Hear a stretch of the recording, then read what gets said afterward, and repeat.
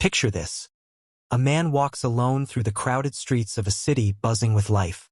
Around him, people laugh, chat, and go about their day, completely unaware of the storm raging inside his mind. His thoughts move faster than most people's words. He sees patterns where others see randomness, understands consequences before anyone else has even noticed the problem. But instead of admiration, he's met with suspicion. Instead of belonging, he feels like an outsider. It's not that he doesn't want to connect, he does. It's just that every time he speaks his mind, people either ignore him, misunderstand him, or worse, resent him. Why? Why do the most brilliant minds often walk alone? Why does intelligence, something that should be celebrated, often become a curse? The answer is simple. Society fears what it does not understand. Throughout history, intelligence has been both a gift and a burden. It brings knowledge, insight, and sometimes even progress, but it also brings discomfort. Smart people see things differently, question what others accept, and disrupt the status quo. And in a world built on conformity, disruption is dangerous. Most people seek stability, routine, and comfort. They prefer the familiar over the unknown, even if the familiar is flawed. An intelligent person, by their very nature, threatens that stability. They introduce ideas that challenge traditions, expose lies that people would rather believe, and force others to confront realities they'd rather ignore. Imagine a man in a village where everyone believes the earth is flat. He brings undeniable proof that it is round. You would think people would celebrate him, that they would be grateful for the truth. But instead, they turn on him. They call him a liar, a heretic. They accuse him of trying to destroy their way of life. Why? Because his truth threatens their world, and fear always reacts before logic. This is why society instinctively fears intelligence. Not because intelligence itself is evil, but because it forces people out of their comfort zones. The most brilliant minds in history, Socrates, Galileo, Nietzsche, were not only ignored but actively persecuted. Their ideas were too much, too soon, for a world that wasn't ready to hear them. And so, the intelligent man learns a hard lesson. In a world built for the average, being exceptional makes you an outcast. But here's where it gets even darker. Intelligence isn't just feared. It's often seen as a threat to power. The rulers of history, from emperors to religious leaders to modern politicians, have always known this. Smart people ask too many questions. They see through illusions, recognize manipulation, and refuse to follow blindly. That makes them dangerous. And in a world where control is power, a mind that cannot be controlled is a threat that must be silenced. So what happens? Intelligent people either learn to hide their true thoughts or they prepare for battle. They either choose to blend in, pretending to be like everyone else, or they stand firm and face resistance. Some are lucky enough to find a place where their minds are valued, but many live in isolation, stuck in a society that neither understands them nor wants to.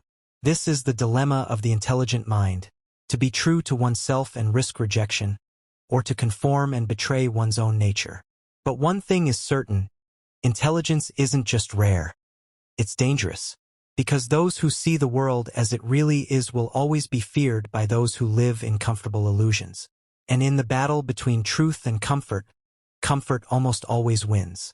So the question is, if you're one of the few who can truly see, how do you survive in a world that wants you blind? Imagine walking into a room where everyone is agreeing on something obviously wrong. Maybe they're praising a terrible idea, following a foolish tradition, or blindly accepting a flawed system. You step forward and politely say, "This isn't right. There's a better way." But instead of gratitude, you're met with blank stares, awkward silence, and even hostility. You've just broken an unspoken rule. Never disrupt the herd. Schopenhauer understood this well. He believed that intelligence breeds independence, and independent thinkers disrupt the herd mentality. And nothing unsettles people more than someone who refuses to follow the crowd. Society thrives on predictability and stability. It survives because people accept its rules without question. Intelligent people, however, don't just accept things as they are. They ask why. They dig deeper, challenge authority, and expose uncomfortable truths. But here's the problem. Most people don't actually want the truth. They want comfort. They want certainty. And intelligence threatens that. Think about the greatest minds in history. Socrates, one of the greatest philosophers of all time, was sentenced to death for corrupting the youth of Athens. Not because he did anything wrong, but because he encouraged people to think for themselves. Galileo, despite proving that the earth revolved around the sun, was forced to recant his discoveries under threat of execution. And Nietzsche, who dared to question morality and the foundations of human belief, was dismissed as a madman. What do all these stories have in common? They threaten the system. Society fears what it cannot control. And intelligent people are dangerous because they refuse to be controlled. They see through the illusions that keep people obedient, the false promises of religion, the empty speeches of politicians, the deceptive narratives of history. They question authority, not because they are rebellious, but because they value truth over blind obedience. And that makes them enemies of those in power. But it's not just rulers and institutions that fear intelligence. The crowd does too. Most people are comfortable believing what they've been told. They don't want to question their reality because doing so would mean admitting that they've been wrong all along. And that's terrifying. So, when an intelligent person comes along and forces them to see the cracks in their beliefs, the natural response isn't curiosity, it's defense. The crowd will ridicule, ostracize, or even attack those who challenge their comfortable illusions. This is why the outsider is always rejected.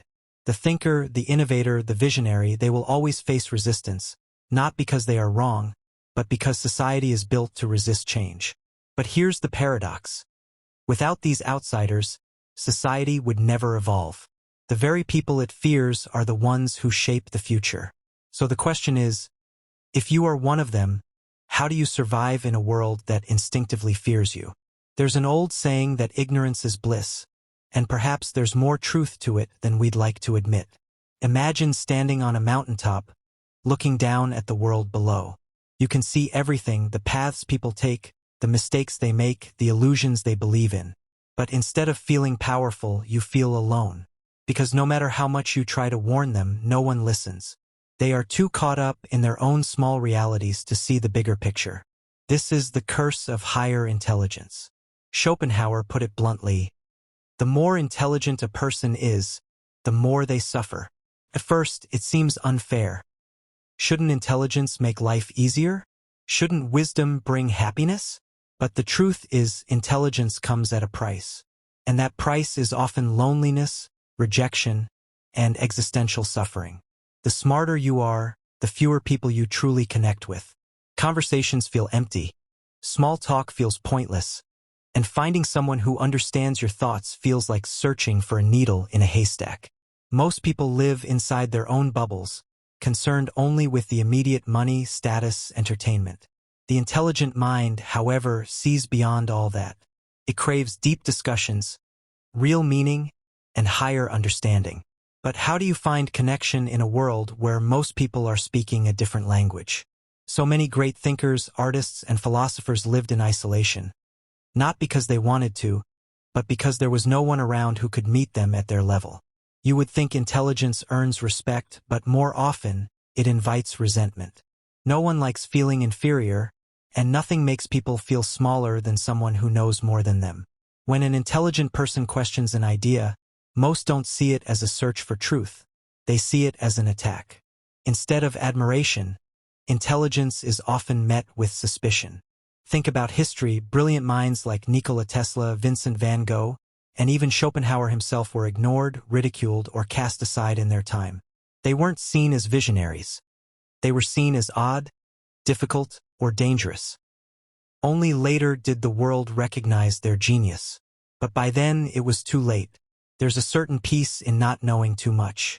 A child laughs freely because they don't yet understand pain.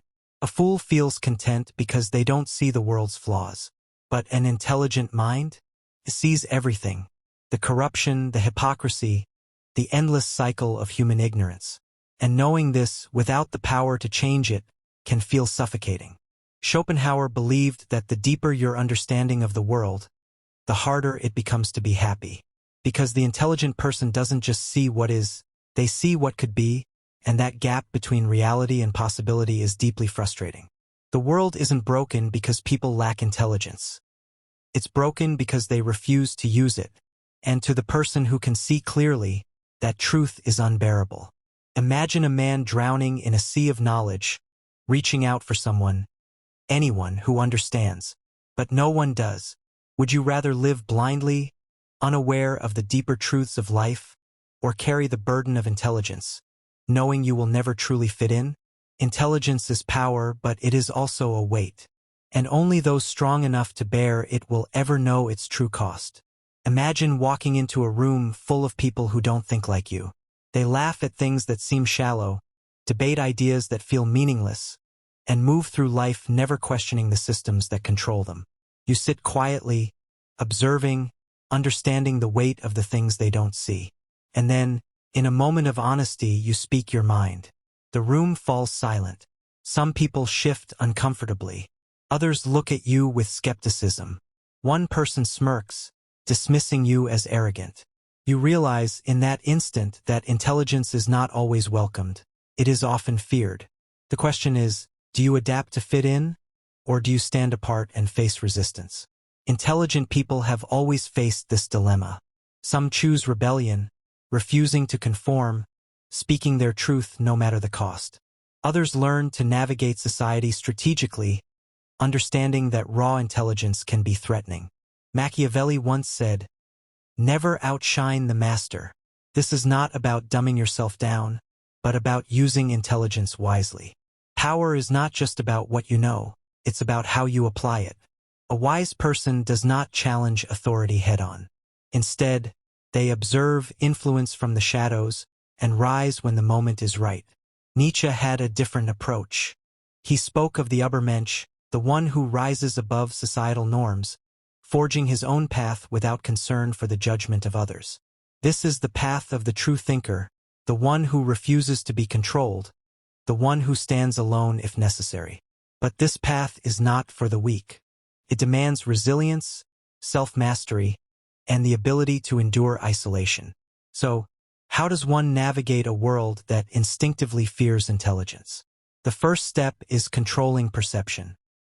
People fear what they don't understand, and intelligence, when wielded without awareness, can seem distant, even threatening. Make your intelligence approachable. Use stories, humor, and simplicity when needed. Those who influence the world do not always speak in grand theories. They translate deep truths into words people can grasp. The second step is selective expression. Not every battle needs to be fought, and not every thought needs to be shared. Knowing when to speak and when to remain silent is a form of power. Sometimes, it is better to observe, gather knowledge, and wait for the right moment to act. Silence is not ignorance, it is strategy. And finally, build influence. Intelligence alone is not enough. The world does not reward knowledge. It rewards applied knowledge. Learn to connect, to influence, to position yourself where your insights hold weight. True power is not in knowing the truth, but in knowing how and when to reveal it. In the end, intelligence is both a gift and a burden. Wield it recklessly, and you will be feared and cast aside. Wield it wisely, and you will shape the world without the world even realizing it. The choice is yours. Imagine a man standing at the edge of a crowd, watching the world move in predictable patterns. He sees what others don't, understands what they refuse to question. He could step forward, challenge their illusions, and face their resistance, or he could stay silent, blending into the noise. This is the dilemma every intelligent person faces. Society will always resist those who think beyond its limits. It fears what it cannot control, what it cannot understand. But in the battle between intelligence and fear, who truly holds the power? The answer is simple: the one who knows how to use it. Intelligence, when guided with wisdom, is the greatest weapon. The world may try to silence those who think differently, but history proves that the minds who shape the future are the ones who refuse to be controlled. If you seek truth, purpose, and power, you're in the right place. Subscribe to MindForge because in a world that fears intelligence, knowledge is your greatest advantage.